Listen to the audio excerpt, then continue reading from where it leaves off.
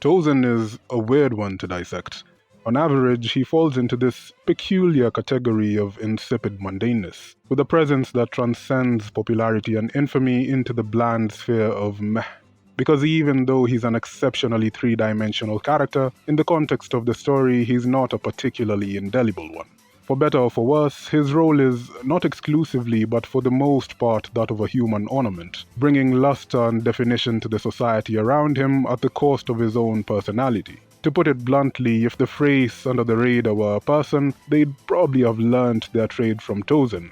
Needless to say, of course he has his moments, defining actions and utterances that evoke a wide spectrum of emotion.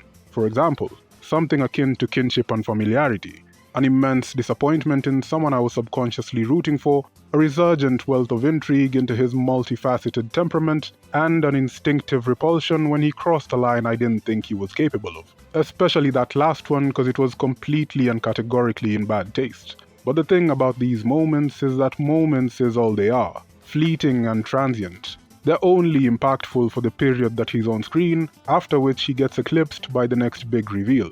Now obviously my experiences watching and reading the series are vastly different from a lot of you, so I can only speak for myself. And for me, it all stems from his emphatic ambiguity. He somehow manages to juggle being painfully nondescript and having multiple descriptions at the same time. The only person who was truly invested in Aizen's vision of his own volition.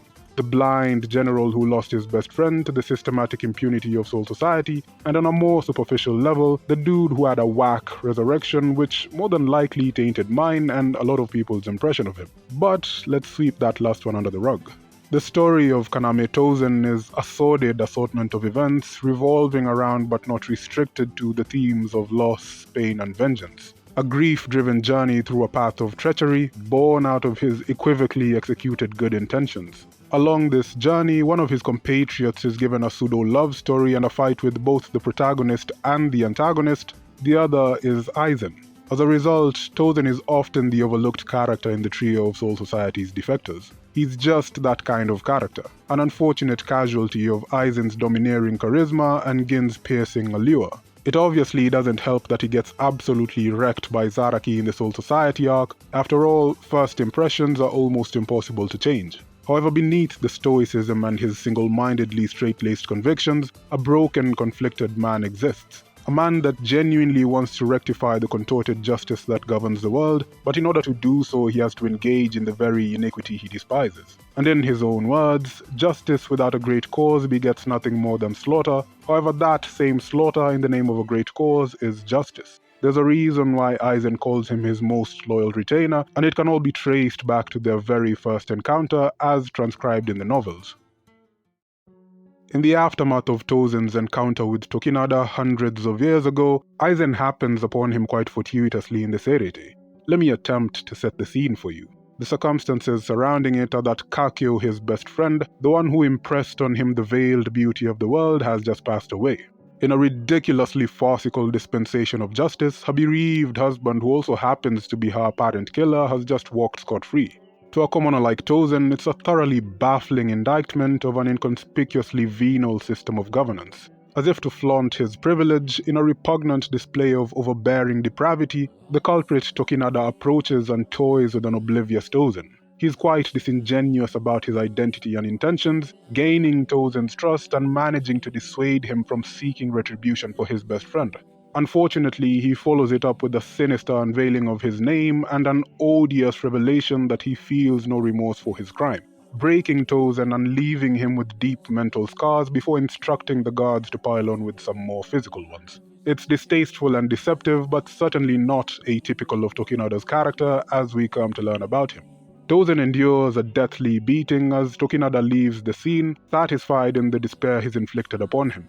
Sightless as he is, it doesn't go unnoticed by Tosen that the gods seem to find pleasure in their bestial violence, raining on him with such barbarity that they crush his throat. They are practically snarling as they do it.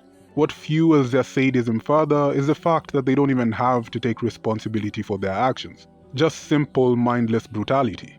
Unable to utter a single word, Tosen squirms with every hit he takes, blood seeping from every orifice on his face and pure hate simmering in the depths of his very being. There's seemingly no end to Tosen's battering, not until through his faint consciousness he notices their shift in attention. One of them bizarrely turns on his compatriot, bashing and pummeling him in the same manner he had done to Tosen. But what's more bizarre is that amidst the abruptly cut-off screams of his now unconscious supposed comrade, the assailing guard's words imply that he believes he's still assaulting Tosen and not his partner. Mistakenly believing his victim to be the blind commoner they were instructed to discipline, he drags his partner's limp body off to the slums of Rukongai, sparing Tosen but leaving him confused and disoriented. As Tosen struggles to grasp what has just transpired, an ambitious Shinigami by the name of Aizen emerges from seeming obscurity and approaches him. Tosen, less interested in how Aizen managed to deflect the guards and more rattled by this unknown entity, immediately puts his guard up. Aizen's approach is oddly similar to Tokinada's earlier introduction in the sense that they both initially save him from a wild thrashing. But unlike Tokinada, Aizen doesn't attempt to mask his demeanor. Though he bears no malice, his bare, trenchant spiritual pressure is evocatively dense and overpowering. Blinded by his blanket loathing for Soul Reapers, Tosen doesn't even attempt to hide his hostility, and who can blame him? His empirical impression of Shinigami is that of ruthless sadistic cowards who would hide behind their self-serving tyrannical leaders, quite different from what CFYOW inspired him to be. However, there's something different about Aizen. Something Tosen doesn't quite yet understand, emanating from Aizen's calm, almost deceptively compelling visage. And this unsurety becomes apparent to him the moment Aizen offers him a hand and speaks to him with some very carefully chosen words. Even knowing that it would likely get a rise out of Tosen, Aizen very nonchalantly addresses him. "Would you surrender your hatred to me for a while?" His courteous manner of speech does not reflect the imperious power radiating from this self-proclaimed humble Shinigami. And it's this very moment that he captures Tosen's heart. That is how their first encounter goes. Obviously, it takes more than a few flowery words, even for Aizen, to sway a man quite literally beaten down by the system and dubious to a fault. But what this encounter does is pique Tosen's interest enough to be wary of him. In the coming years, Tosen dedicates himself to measuring Aizen's worthiness. From their conversations, I think it's safe to say that Tosen is probably the only person with whom Aizen has never put up a facade. As far as his character, intentions and abilities are concerned, he's always seen Aizen for what he truly is. Of course, being a brilliant judge of character, it's not lost on Aizen that the only way to get through to Tosen is the truth and nothing but the bare truth. So along the way it works, and doubt gradually turns into veneration as Tosen witnesses the sovereignty of his person and the unflinching firmness of his purpose. He begins to question why such a being that he had now elevated to absoluteness would require the services of a lowly man such as himself. He knows Aizen's path will likely be paved with many sacrifices, and he has no intentions of stopping him. If anything, he is unsympathetic to a world that has taught him only suffering and injustice. So he asks Aizen what part he could possibly play in his grand ambition to dethrone the Soul King. The answer Aizen gives him, while not fallacious, is intentionally felicitous. In a nutshell, Aizen has no intention of leaving the world to the machinations of corrupt Shinigami, regardless of the opposition he comes against. And perhaps inadvertently pandering to Tosen's impression of him, he says he's beyond the commonplace ambivalence of fear and uncertainty. He's always lived life on easy mode because he's always been head and shoulders above his contemporaries. And so essentially what he implies is that, like an alien, he has no idea what is considered normal among the commonalities. Total indifference to his surroundings. That is why he needs someone like Tosen. Someone who knows how rotten the world is, but more importantly, someone who through their humanity can light the way for him in his quest to become the Soul King. For surely a king is first a man, and so it must follow that a king does as all men do, the best he can. Tosen was dazzled by this proposition. In this world that blurred the lines between good and evil, Aizen was the one absolute. Call it arrogant all you want, but for Tosen, his justice was not bound by such binary distinctions, but existed solely and single-mindedly to rectify the world. And to achieve this purpose, he needed the power to champion this cause, eliminating those that stood in his way and abandoning those that slowed him down. Tosen saw nobility and virtue in the impartiality of his convictions. If fear was necessary for Aizen's evolution, then he would become the conduit to channel it. It's the most Aizen way of doing things, simply living his life to the beat of his own tune and somehow inspiring loyalty and subservience. But it's precisely because Aizen's goal was so noble that Tosen introspectively felt unworthy. What right did he have to join Aizen in judging the world when he himself was acting out of a grudge? To which Aizen dropped the bombshell. The history of the world, the sacrifice of the Soul King, the transgressions of the noble clans, and the anonymity of the Fullbringers. How Aizen had come to learn of the truth is unknown. Perhaps it had something to do with his research on the Hogyoku, but he laid it all out to a disgusted Tosen. There was no need to judge the world, for the world itself was founded on injustice. This revelation was the final piece of the jigsaw. It was the moment his allegiances became unencumbered by any iterations of incredulity. Aizen and Tosen were finally on the same page, convinced that changing the world order would be the most expedient form of justice, one that they would gladly give their lives for. So for centuries, Tosen persisted in an intransigent objective. Galvanized by his resentment, he never once veered off course, he simply took the long-winded route under Aizen's tutelage. He never once doubted the legitimacy of his mission, but he knew there was no virtue to be found in his motives. He never once lost sight of himself, not until, ironically, he gained the ability to see.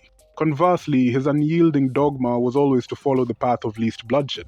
So how did he reconcile that with his equally obstinate desire for revenge? How did he justify his brand of justice when it involved the sacrifice of an entire town, indiscriminate killings, and inhumane experiments? How did he come to terms with committing all of these atrocities for his dear friend, while at the same time realizing that none of his actions honored her legacy?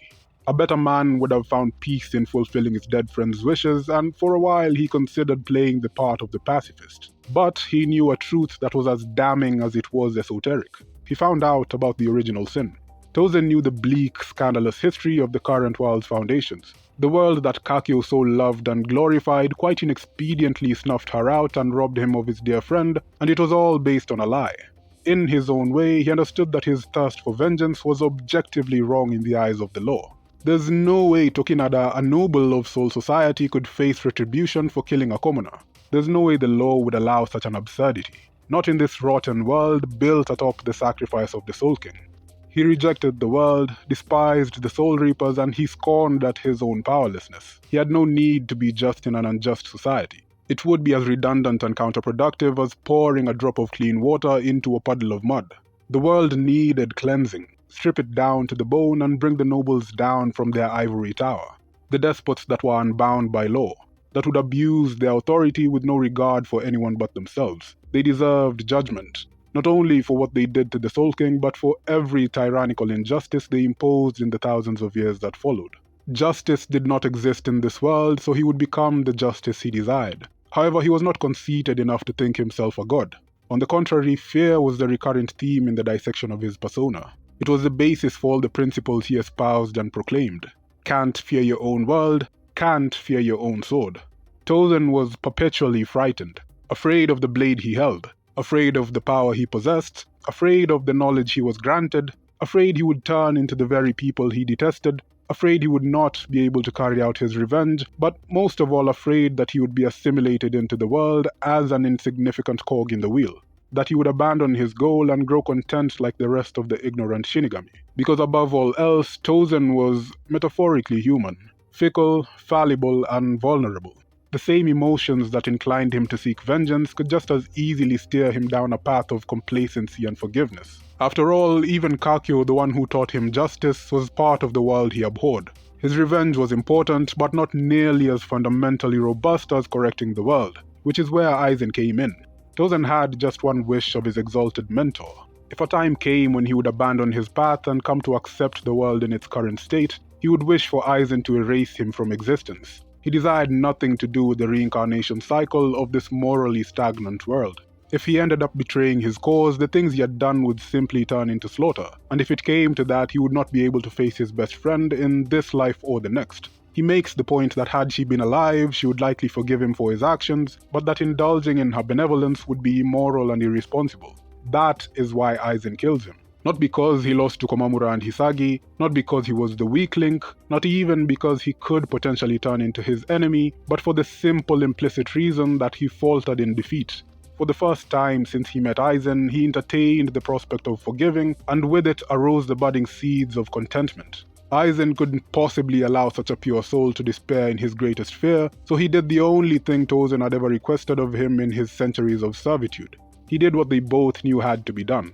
Aizen saved him from an eternally conflicted conscience and the potentiality of succumbing to moral turpitude. It was his way of preserving the integrity of his staunchest acolyte, a tribute of sorts in honor of Tosen's wishes. What the other Shinigami viewed as a blithe act of malice was in fact an oath fulfilled out of gratitude and respect, an act of mercy as Aizen termed it. However, Tosen was not long for this world either way. If it did come to pass that Aizen achieved his goal and stood atop the world, Tosen's intention was to end himself just the same. The purified world would simply be tainted by a prisoner to revenge. He would merely be a foul fossil of the previous world, a blight that equally needed to be cleansed. For he knew in his inexperience that changing the world would not relieve him of his vengeful impulses. Through his own implacable resolve, the chickens would eventually come home to roost. He wasn't just a brainwashed pawn in Aizen's chessboard, nor was he a hypocrite that would backtrack on his principles. Or perhaps he was. Perhaps it would be easier to judge him on his actions rather than his intentions. What I can say without a shadow of a doubt is that Tosen was tragically and fatally a man. Indecisive yet resolute, magnanimous yet merciless, and strong yet severely fragile. A woefully contradictory man that never came to terms with his grief, and an incredibly well-written character that unfortunately doesn't get the recognition he deserves because justice is blind. But let me know what you guys think in the comments. If you enjoyed the video, don't forget to like and share. I kinda schemed through Tosen's encounter with Tokinada, and I feel it's only fair if I cover the whole story because it's not really as straightforward as it initially seems. So I might consider doing an expanded video on the Tosen-Tokinada encounter, and maybe later I could do a video on Kakyo's death. Just leave your feedback and subscribe to the channel for more similar content. Until next time, stay safe. Peace.